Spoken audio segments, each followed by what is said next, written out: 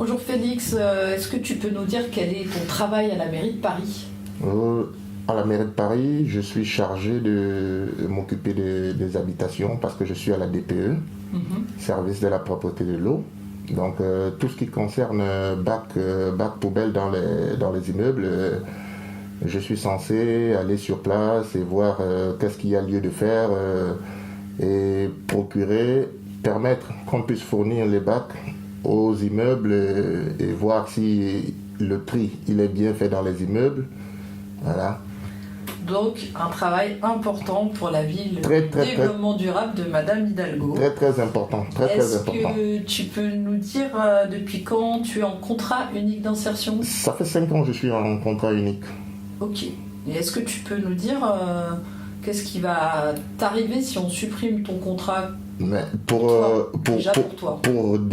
moi, ça fait en sorte que le chômage il va s'accroître parce que là, moi, normalement, je veux travailler, je ne vais pas attendre faire comme quelqu'un qui est en train d'attendre le monde et attendre que chaque mois qu'on puisse me donner, je veux travailler. Je crois que pour le développement d'un pays, c'est de permettre à ses habitants et à tous ceux qui veulent permettre à l'économie d'évoluer, c'est de travailler.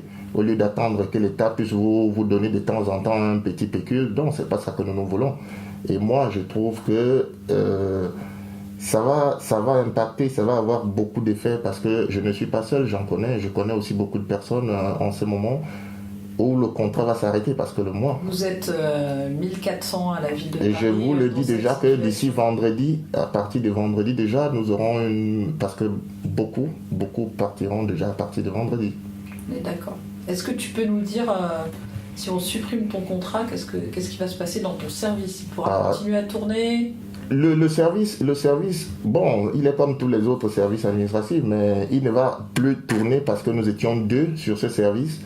Et mon chef qui s'occupait de moi me fait comprendre qu'on a déjà envoyé la fiche d'une personne qui va le faire, mais je ne crois pas parce que déjà on n'a pas pris le temps de pouvoir préparer la personne qui vient sur le terrain et il ne sait même pas comment est-ce qu'il va commencer. Donc ça veut dire que tous ceux qui sont comme les chefs, ils seront toujours obligés d'aller à tâtons parce que c'est moi qui étais obligé d'aller me renseigner auprès des habitants, demander les codes, leur expliquer, je suis de la ville, voilà tout ce qu'il faut faire. Mais donc celui qui vient, tout simplement, il vient, pour moi je trouve qu'il vient se balader, c'est tout. Tout ton savoir-faire qui ne serait pas repris, et sachant que... Effectivement, c'est ça, le savoir-faire, il ne serait pas repris parce que normalement, même s'il fallait déjà prendre le temps de pouvoir préparer certaines personnes et nous préparer aussi. Et nous faire savoir que soit d'ici un moment, soit on va vous accorder, mais tout ce que nous voulons travailler.